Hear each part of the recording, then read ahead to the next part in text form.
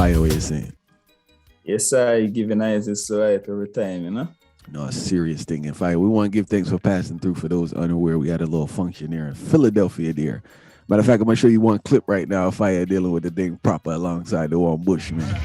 I just want to be a friend. We're giving out your love into me, yeah. What are you dancing, man? Kind of thing. I am done Josephine and not I tell you, your love steady through every beat of my heart. That's why I hope you and down our path. Fire, what we dealing with today? Yeah, I will just tell the people them now, say, they have to really stop, make them losses take away from them win, because you realize in times like this, you have a whole heap of people who, then it's easy for them give up. One thing no work for them, and it's like them just start breakdown, them have mental breakdown and all of these things, and them can't function, and the first thing them try will fail is like them not trying nothing else again, and them start till they said this is the cause of it and that is the cause of it. So this is what we come to talk about today, because I really need people to understand, say, there's this smooth thing on us, say, and this whole pavement that is just nice, and there's no rockiness in the road. That I just want to move it still, you know. Yeah, I think the Hollywood storyline has really gotten to people's idea of life, you know, and people actually expecting a happy ending, you know, and what I've learned is that we don't really have much control over the outcome. We really don't, if you think about it. You know, you have the greatest idea, but the only thing you really have control over is the effort that you put in fighting, the energy that you put in, you know. So I think that's something. Go ahead. No, I say, what one of the argue from right off the top, say the effort they put in though make you have some form of control over the outcome. If you think about it from the way that, so I want to use the word control. I would say it heightens the probability of you having an outcome. I would say it heightens the probability of you having an outcome that you would want. Yes, so not 100%, but at least it contributes towards the destination. Increase, you know. Rather than a man a ball and a complaint, say, boy, this now work, because you know the funniest part when we really sit down and think about it from the beginning of every single journey. When a man think about somebody who even famous or them look up to, like, them did really think that everybody did born famous, unless you're born in like this wealthy family and you know your family known for this. Majority of the people them we see as famous, they never did start famous. So when I think about it now, how did they get there? Them just gonna try one time and you think that right, it work out, because you try out for a role in a movie, automatically you become Denzel Washington. I think people don't know, back to this Hollywood mind frame, right? In the script that we've been given, apologize for all the sneezing and all that, but people don't know how resilient people are to get where they are. Because you got to figure in America, it's like 360 million people plus, right? And let's do movie actors for a while. There only a hand, especially for black actors, only a handful of people that's getting work at the time. So out of 360 million citizens, I don't know how many actors that there are, but it's like it's a very minute portion. And yes, there's some backroom things that go into play, but you have to be an extremely resilient person to stay in there, to stay focused on your dream, to stay focused on your goal, to reach somewhere. And it's that focus and that determination, that consistency, you know, because you're going to hear no a lot. You're going to hear you suck a lot. You're going to hear it's crap. You're not good enough. And I think this is the thing that gets most people. People can't deal with putting all their effort in something and not working it out. They struggle with bouncing back from that. And I feel if you could bounce back from that to the next thing, you heighten your probability of things working out, because you learn so much. Because remember, you know how to go fire. Sometimes you think you got the greatest idea, fire. This is going, it's going to break through, but it don't, you know. And it's like and it's crushing. It does hurt, and it's discouraging. But what I've learned is to just analyze the situation and see everything I learned from that and apply it to the next thing. Fire, we have to get back up. And I can just say one of my greatest traits is that, I don't know if you want to call me hard-headed or what, Fire, but I'm I'm a man to bounce back. You get what I'm saying? And it maybe it's to the point where I'm foolish, but I'm a bounce back dude, yeah. You get what I'm saying? Like I can really, because I had some real down moments and some real crushing experience where it's like, man, what the heck am I even doing this for? You know, but it's like I really had that bounce back. I guess it's the maroon in me, fire. I don't know, it's the African bloodline family. I don't know what it is, but I'm a man always get up. You know, and it's helped me tremendously. And I've been able to have the life that I have now, be the person that I can because I don't quit. Anyone knows me knows that, you know, like I'm not quitting. Yeah. You know, so. But that is the spirit where one need for even to make anything happen. Because this is the thing where the people them realize you're too soft. Like majority of the people them too soft. Them not have the mindset that like where you have to know say, boy, you know, so I'm half a win, and then all right, era. Everybody always use this generic term, blood, sweat, and tears, but it just become a terminology, and then nobody know the meaning behind blood, sweat, and tears. Because if you think about blood, at the work where you put in and the earth, them where you get to know, you think about blood, and it's not like we just say, okay, all right, blood exists and flows through the human body. No, and the blood really like literal blood fire, because if you tackle something, you know, you can get damage, you know.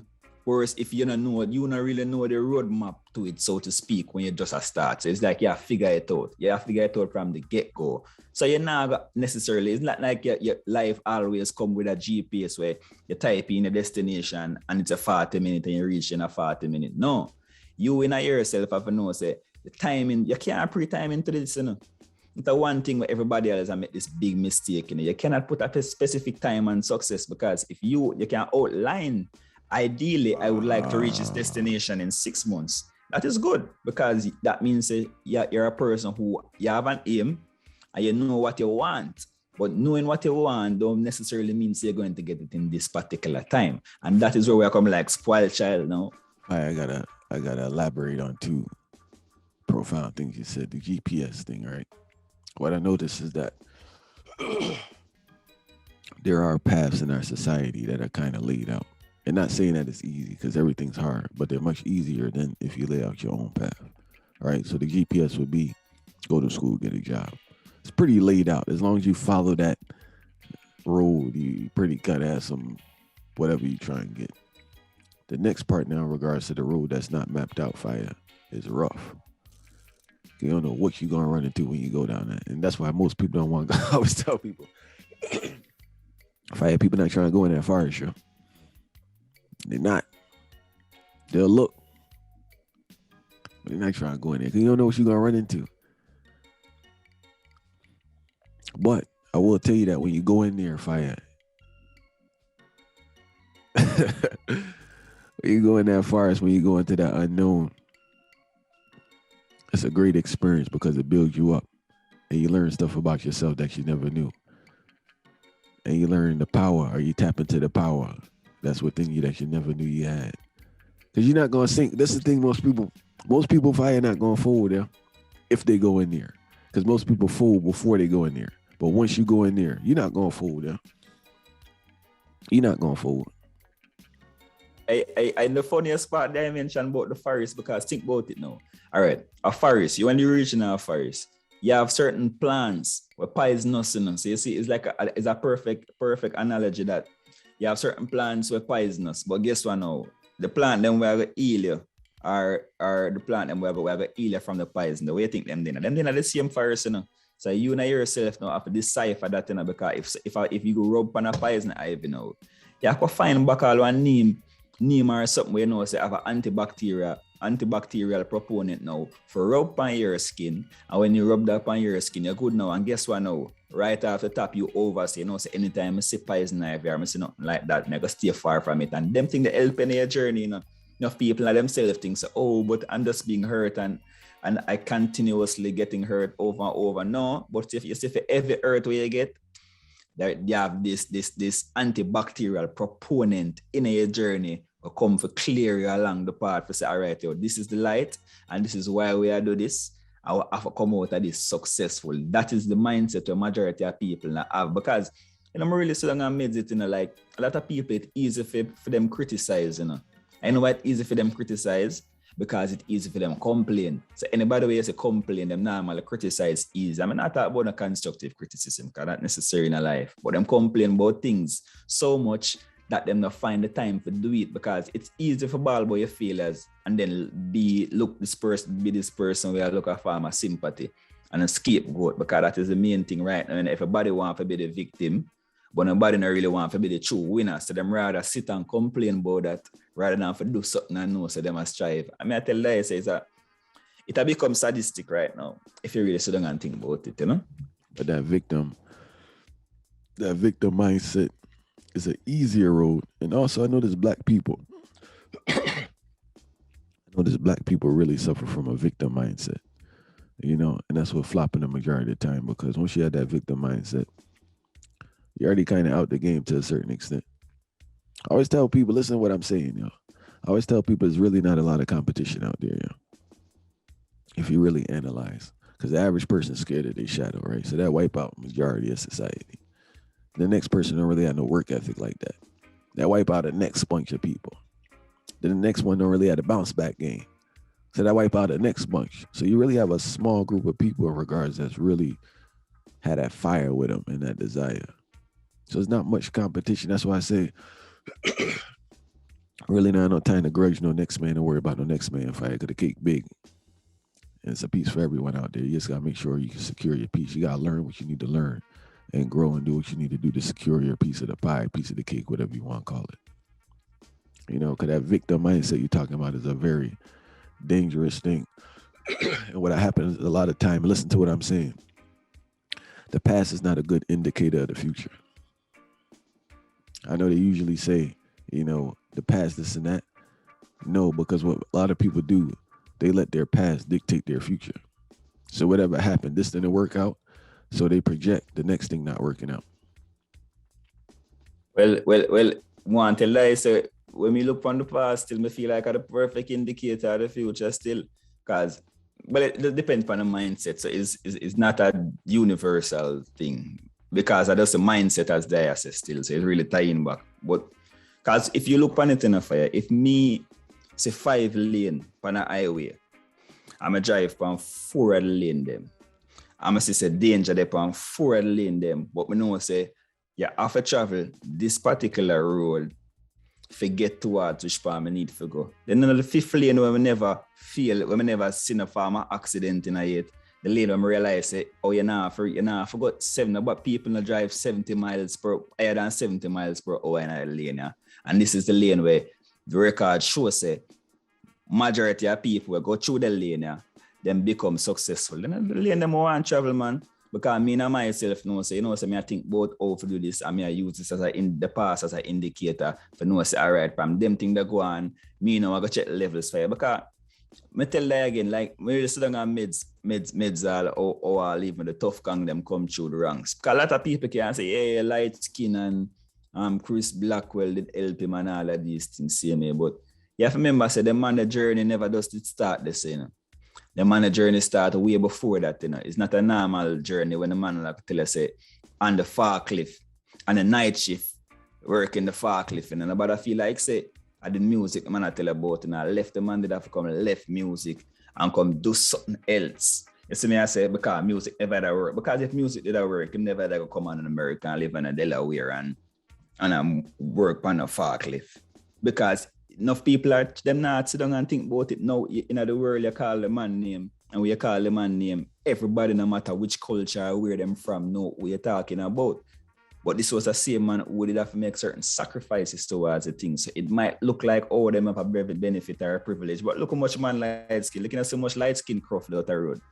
You have a whole heap of craft there road, a light skin, a whole heap of craft where they have big connections. What happened to them? Them still sink. Some they are prison, some they are jail, some never make it out at all, because a lot of people feel like the thing's supposed to be given to them. And then they realize the things now need to be given to you, and you have to go take it fire, because them used to tell about humble calf get most milk. Which humble calf fire? Humble calf suffer and dead in them time, because every other calf just know say them are gonna just suck the milk from the mother and humble calf go and wait him turn, and then him gonna realize boy him a starve and him a maga down and dead while all them other brother and sister them a strive because them a fight for them more, and that way have to learn them society. Yeah. But there's certain ideas that circulated in society, I think that's purposely circulated to keep people in their situation.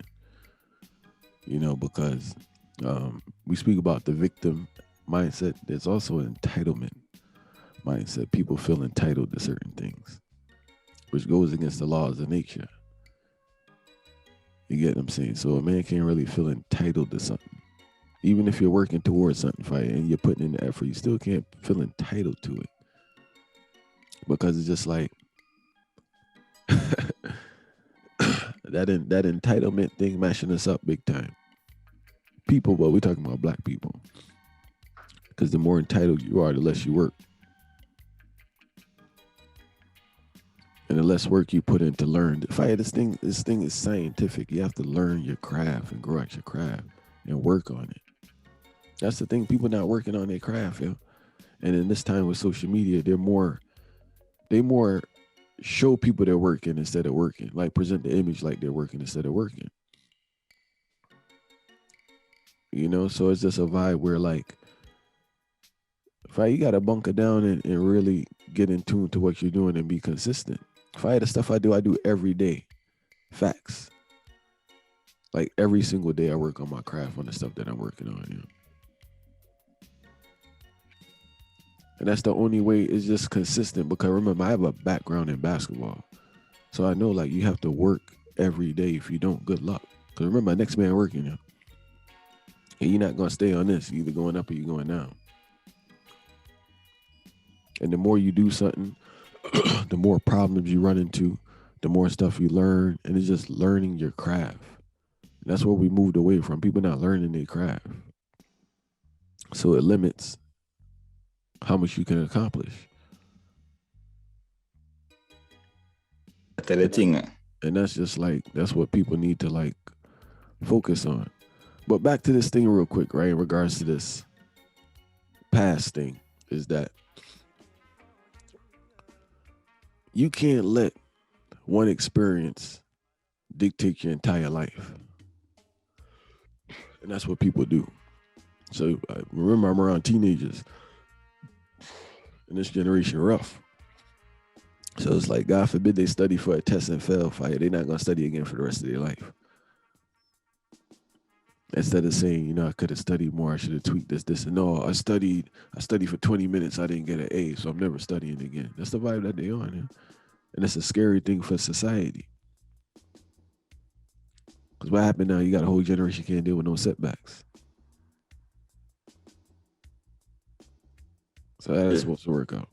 That is real fire, and it's not a joke thing. And it the system to really I play into that too, because they realize some youth, this whole participation thing I become, you start getting incentive for participation now. Only one time them thing that never used to happen. Because a youth have to know to them have to go towards the goal, you have to get the goal if you really want. Like we have all a scholarship and a youth that tell we message we say, oh, I don't know, oh, I did not win. But 100 other people enter.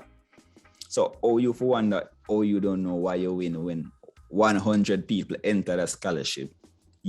The same entitlement thing, and it's stretched out because this entitlement thing are kind of cramp the youth, their mind. Because think about it, fire. When they just start, I never knew TV. They never have the full direction behind the thing. But they start the thing nonetheless and say, right, you know, so we have to say it, go and they're proactive. You know, so we have to reach out to them people. How much people you can think about you reach out to and you get disappointed and it just never feel right. And you say, boy, I feel like I'm going to stop this, you know. Well, let me hear you say mountain.